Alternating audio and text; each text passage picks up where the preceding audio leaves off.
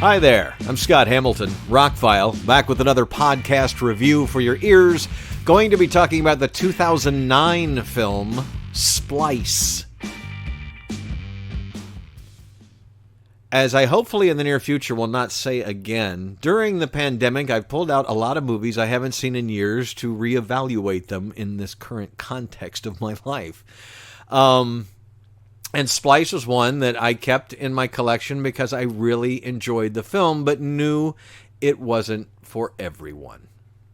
Short version of the movie, if you've never seen it, it's definitely worth watching. If you like a little bit of science fiction horror that really kind of pushes the envelope, you might like this. In our current climate of people being open about sexuality, I think this is one of the things that may have held the movie back.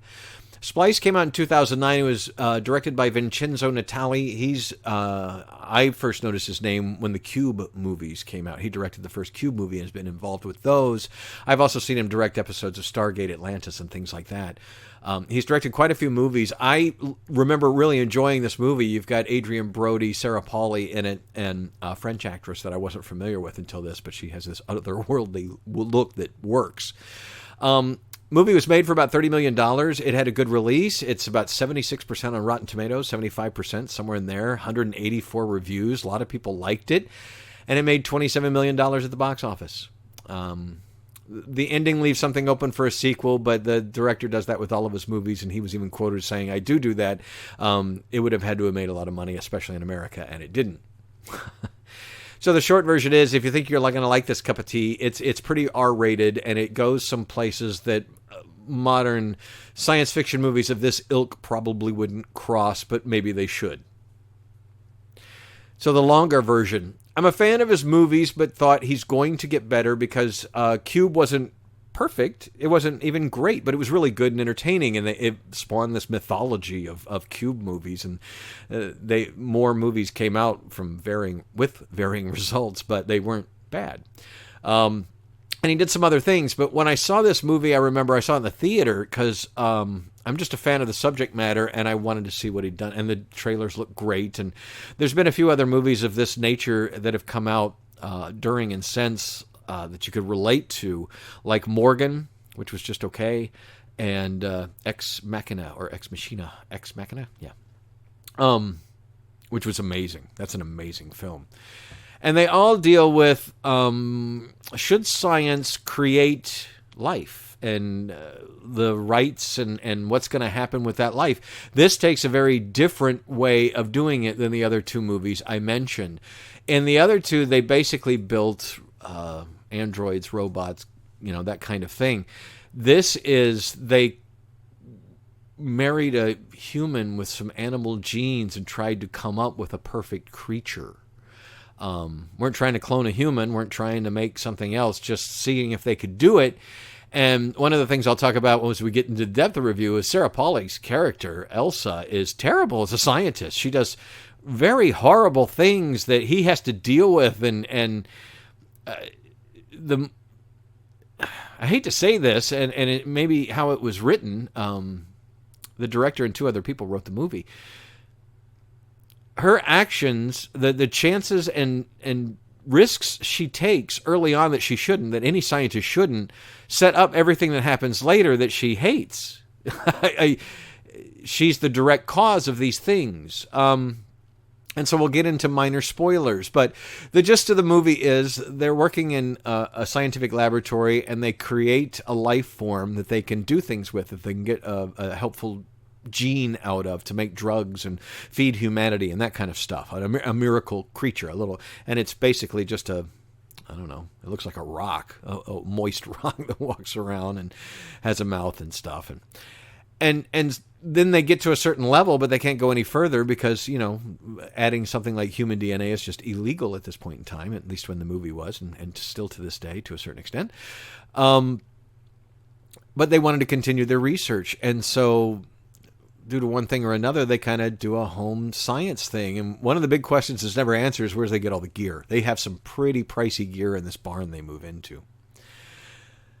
They start off,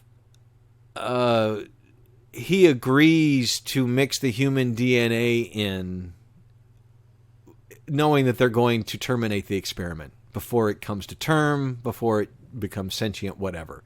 And at each step of the way, when it's time to terminate this thing and end this movie, Elsa fights to the teeth, locks a door, locks herself with it, takes off a suit, puts herself in danger to keep the thing alive. Until it eventually grows up to be a fairly beautiful woman with kind of backward-facing chicken legs, like you see in some alien flicks, and a tail with a barb on it that I guess is poisonous. So I won't get into the big spoilers and plot twists that happen, but that's just the setup. and it takes a little while to get there. We see the prepubescent female. We see her all the way down from, we think she's just going to be another slug like the original things. And there's a huge setback with the original creatures they created, and that's a whole nother thing that they didn't expect. And it shows that there's a lot of unpredictability to this science, this genetically altering things and creating things. It's your basic Frankenstein story wrapped up in modern technology. But again, the character of Elsa, she is the girlfriend of Adrian Brody's Clive. He tells her to stop. Don't take off your suit. Unlock that door. Let me gas the chamber. Let me inject, and it just gets a little ridiculous on how far she goes to keep the thing alive. And we do get the screenplay's real well written. We get this whole subplot with, they got together because they were hoping to have a kid at some point. She doesn't want to have a kid, but it turns out, and maybe this is her way of... Anyway, there are a lot of plot twists to go, but I'll talk about some minor spoilers here that does kind of give away a plot twist. So if you want to tune out now, I think it's a very interesting movie that holds up well these days. I didn't balk at it. I just went, well, there's a few things that go over the top, but all in all, it was a very interesting film. So there you go, therockfile.com. Thank you. So why the two original creatures they create, something bad happens when one just changed sex and nobody noticed, and they put two males in a container together and they fight to the death. Had it been a male and a female, when they first did the experiment, they got along, they liked each other, and everything was great, and everything worked as planned. But nobody noticed that this one slug thing had turned male, and then you put two males together, and instead of putting out these nice tendrils where they touched each other and everything, they put out sharp razor things, and they stabbed each other to death, and then the thing flips over, and blood gets all over. I mean, it goes to the nth degree of embarrassment for the company and everything. But that's the MacGuffin that we'll get to later, that spoiler alert again, Adrian Brody's character is attracted to the creature, and it's not always his fault. Due to another twist, it turns out the DNA of the woman he loves is mixed into this creature, and the creature is using that.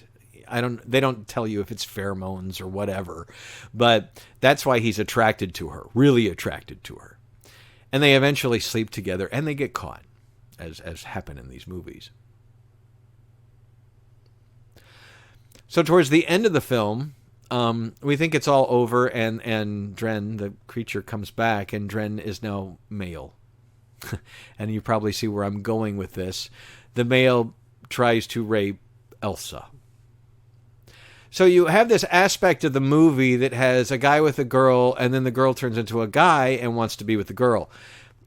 In 2009, I could see where this was a bit more than it would be today, when now we have major game shows and stuff with trans people and all people of all sorts of sexual orientation and such. And I'm all for everybody being who you are, please. We have many other things in this world to worry about than sexuality. Go have fun. Be consensual and have fun no matter who you love. That's great. But this in 2009, slightly different I can see how maybe some moviegoers would watch this and go, "Oh man, that's a bit more than I can take." That this, and that's where you get to where it's kind of a Frankenstein. It is a Dark Castle Entertainment. They basically just distributed it, but it feels like it's very European in its attitude towards the fact that the sex would even happen with scientists and a creature. I mean, that's a pretty big leap right there. But again, we're giving a bit of a reason that it happens for him, and we're giving a bit of a reason that it happens for Elsa. But Watching the movie now, I thought everything was fairly feasible. The extent they go to show how they raise Dren, how they deal with Dren, how they teach her and try to teach her language, how she's smarter than she lets on. Some of these things, that's the more interesting aspect and takes up most of the time in the film, not the controversial stuff.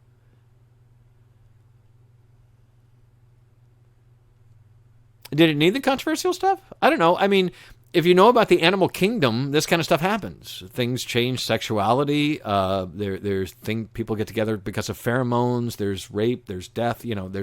There's the animal kingdom's pretty rough stuff. And if you're splicing human DNA with animal DNA, they say in the beginning of the film that obviously some animal characteristics are going to carry over into this new creature. They don't exactly know how everything's going to play out. That's where today I think we would be more exact. With CRISPR and some of the new technologies we have, we could put exact things. This is where human law and society is going to have to come to a head and make some votes on some things, because we're going to get to a point where we can be incredibly specific about different things, not just hair color, but cancer. I mean, all sorts of things. And we're really, really close technology-wise of being able to change that at the tiniest level in human DNA. But could we? That's why we have these movies that experiment with those type of topics. So I found it fascinating from that aspect, but it does deal with, like, these people wouldn't have ever gotten away with it as long as they did. It is a episode of fantasy, because you're watching the movie going, man, they trusted this guy, they trusted this, and then this happened, and it's kind of luck. And I think in modern times with the security we have with the way the media is and people with phones and etc., I just think it's almost impossible to hide something like what happens in this film. But other than that, it doesn't feel real dated. The technology that they talk about and how they create this creature and some of the behavioral things that happen in the course of the film, it's all fairly compelling stuff. And like I said, critics like this movie. It's a shame it didn't catch on with the rest of the population. So if you see it on, I would look for this movie if you're into these kind of movies. It has a little bit of David Cronenberg-esque body horror type stuff to it. It's not full on horror, but people do die, and it's not, it is pretty creepy what happens, because you really don't know. Overall, I remember Richard Roper hating this movie, but he was like one of the few. Like I said, 75% plus on Rotten Tomatoes with almost 200 reviews, 184 reviews or whatever. But I know some reviewers hate it because, again, it goes places that, say, more conservative reviewers would be uncomfortable going. And I did have my little disbelief stretched a little bit. I just don't... Pheromones... Getting him to do that, I guess. There's a couple points, though, especially where she starts turning into the less beautiful female and more winged, tentacled thing. That I don't know, if that would work for me. And the other aspect, yeah, I could see that totally happening. But anyway, it has a very European sensibility in its sexual horror aspects. But other than that, it's a pretty interesting little science fiction film, horror film, that is still has something to say today about where we're going and the decisions we're going to have to make. It gives you, I guess, a horror story of what could happen. But I think a lot of good could come out of the technologies if used with, moral fortitude and certainty. Anyway, Splice. Have you seen it? Did you check it out? You want to talk about it? I don't know. It was an interesting film, and it still is. I liked it. What do you know? Good acting all around, although I'm not the biggest Sarah Polley fan, and maybe it was more of the writing of the character, because I'm like, would you stop being that? You need to be a scientist here for a second and not let the thing grow to full term. Okay. Anyway, I'm Scott Hamilton. The website is therockfile.com. Check it for links. Please subscribe, like, and share, and have a fantastic day.